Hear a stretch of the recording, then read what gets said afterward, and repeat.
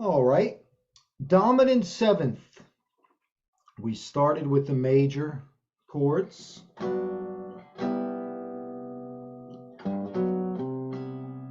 Okay, now we're going to move to dominant. What that means is we have a major seventh chord, which is the root, the third, and the fifth, and the major seventh. If we flat that major seventh, it gives us that chord, which is a dominant chord. Why that chord is important, because if we're thinking in the key of C, we go up the scale, 1, 2, 3, 4, 5. That is the 5 chord.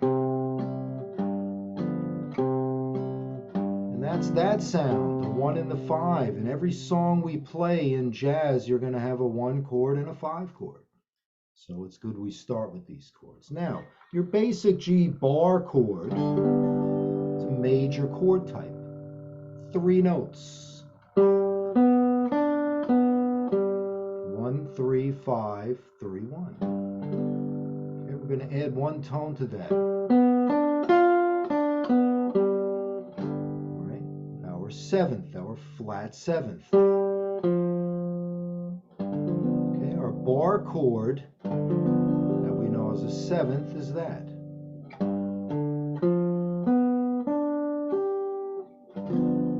Okay, in jazz songs, we don't need all those notes. We're just going to look at the bottom 4 strings. So we have 2 options.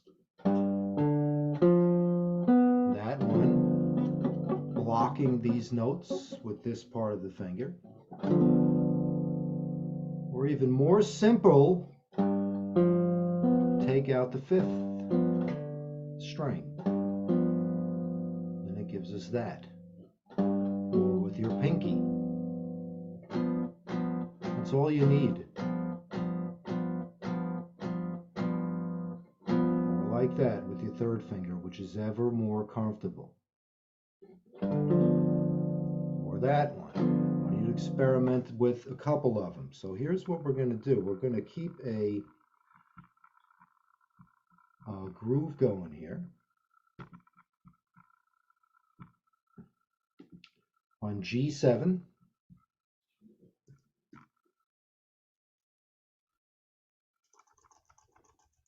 And I just want to have you strike the G7 chord on the downbeats so we get used to what it feels like, what it sounds like.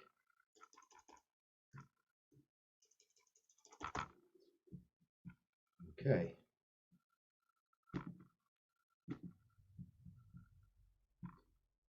Here we go. G7.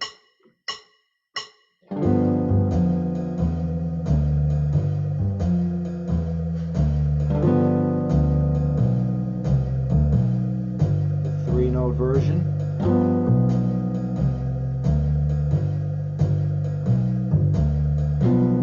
That's the one I use when I play a G7.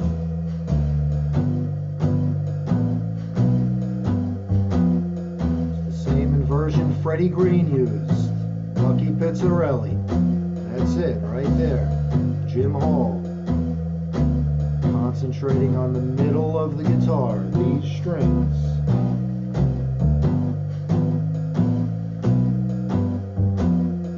Remember, just like the major chords, the left hand gives the rhythm. Or else it would just sound like this. Left hand releases the tension of the strings, which gives you the beat. Short, short, or long, short, long, short. Your call. That's your creative responsibility and choice.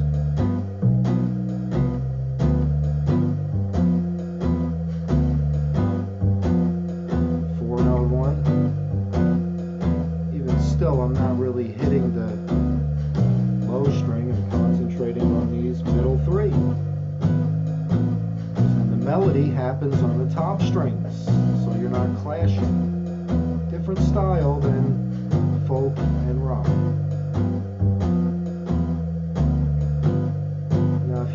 used to this form, try putting your pinky on the second string. That's the 13th chord. A color, a substitution you might want to throw in there. But the foundation is this 3-note dominant G7. The root is the 6th string.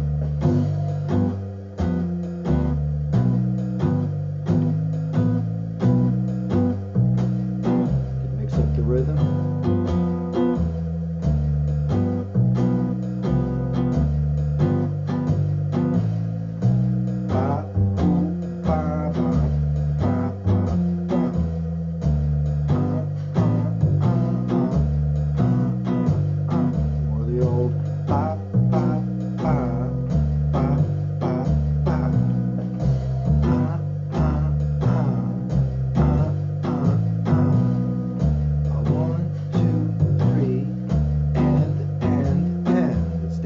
Then off beats. Off beats.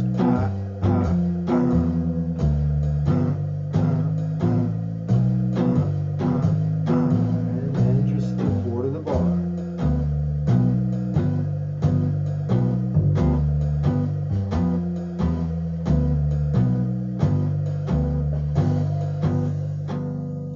Okay, good. Now we got that. Stretch the hand a little bit. You don't want to get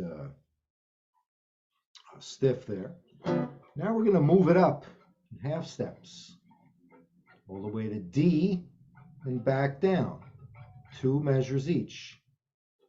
Okay, if you just want to let it hold, up a half a step. A flat, think to yourself what that 6th string root note is, very important. That way you know what chord you're on. A flat 7, not major 7. Music, you'll see it just a 7 next to an A. A7, that's dominant. If it says A major 7, that's what we went over last week with the major chords. Okay, so let's take the half steps now. Do this one here. Again, depending on your level, if you're just starting out, just get the chord, get it nice and clean. Move it up, visualize the next key, and then move. While you're on G7th, you're thinking A flat 7th, visualizing it. Therefore, when you move, it's not such a big surprise. Okay, here we go. A little slower than the previous one. 1, 2, G7. A flat 7. However you want to finger that is fine. A7.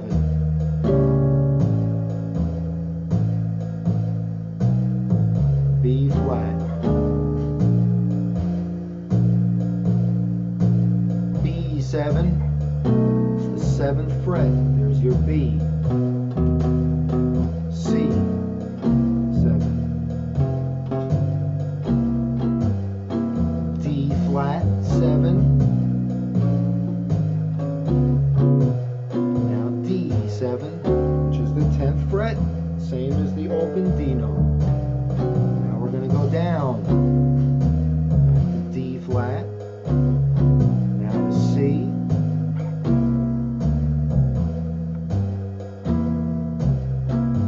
B7. So your 6th string root.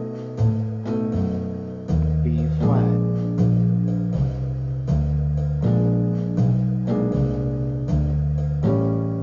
A7. A flat.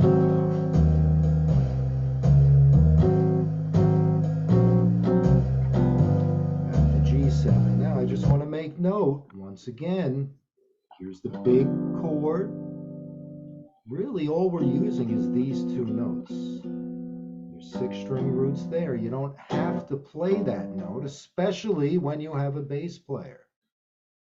They're playing the bass, so we're responsible as an accompaniment to stay in here. It's rather easy.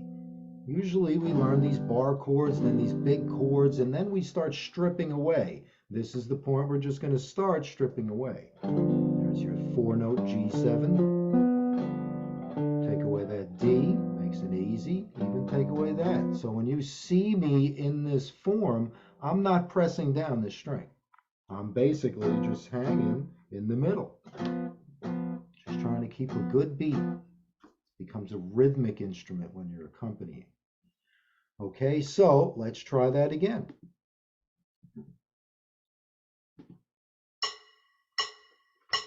G7, 2, 3, 4.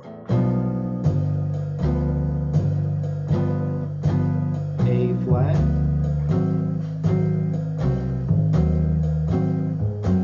A7.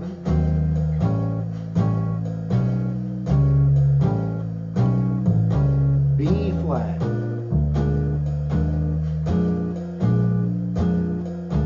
B7. C.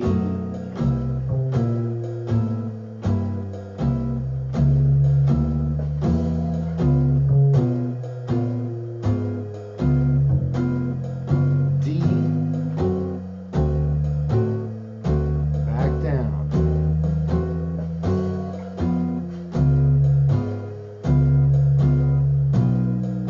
C7.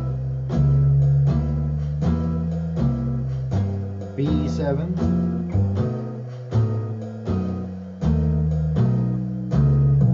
B flat 7,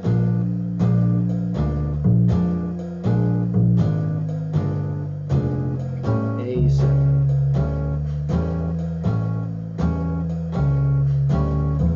A flat 7, and back to G7. Okay, now let's try this. We'll go G7, 4 measures. Then we're going to focus on C7 here. Then we're going to move C7 back to G7. Now we're going to go to D7, back to C7, and to G7. Okay, those are the chords for the blues. Let's see if we can get through that. One small adjustment here.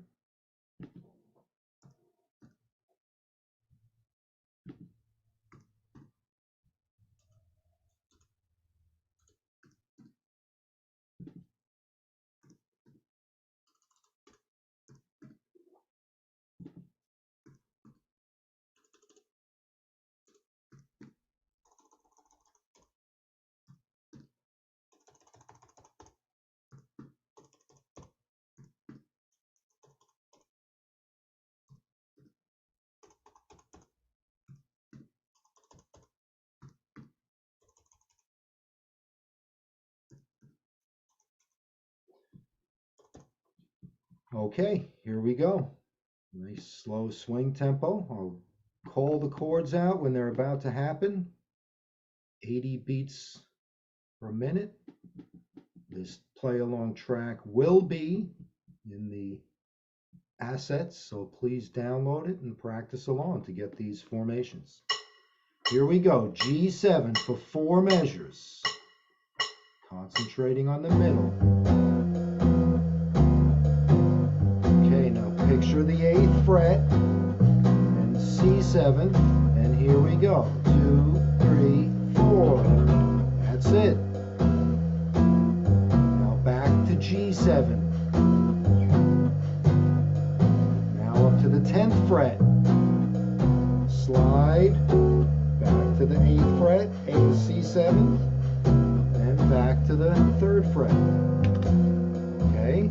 Let me save that, and then we're going to play it through 5 times. Here we go, G7.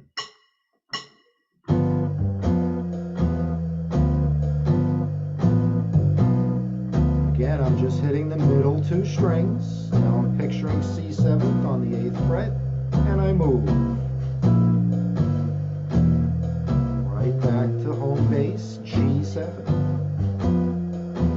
Now up to D7, which is the 10th fret.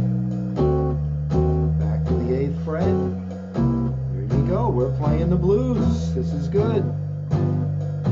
Okay, here we go once again. 2, 3, 4.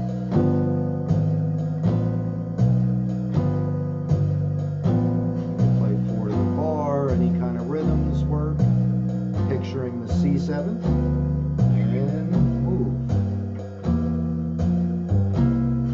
Back to G7.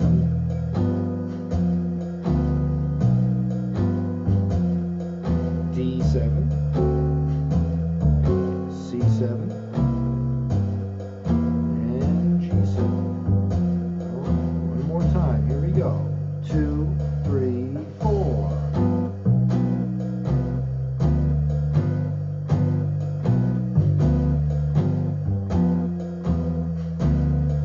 Ready to move, C7.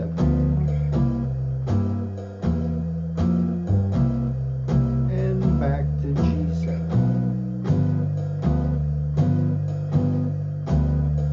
D7. C7. And then G7. One more time. Okay, I'm going to call it by its interval. One chord, G7. One chord. It's the keyword, G. Okay, now we're going to go to the 4 chord, or C. It's the 4th step of the scale. And back to 1. G7. Now to the 5 chord, D7. 5th step of the scale. Down to the 4. And back to the 1. Okay, one more time. 2, 3, 4.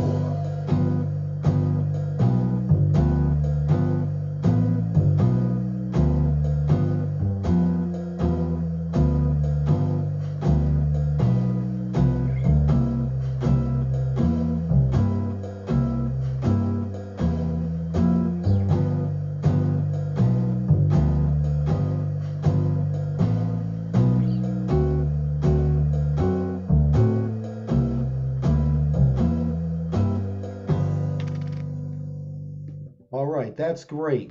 That's great. If you can get through that, we're doing really well. Next week, we are going to work on the 2nd dominant form. Just an introduction to it. Now, this one's kind of a little tricky because we've been working with the 6th string root and the 5th string root. So we're starting to get to know the names of the notes on the 6th string and the 5th string.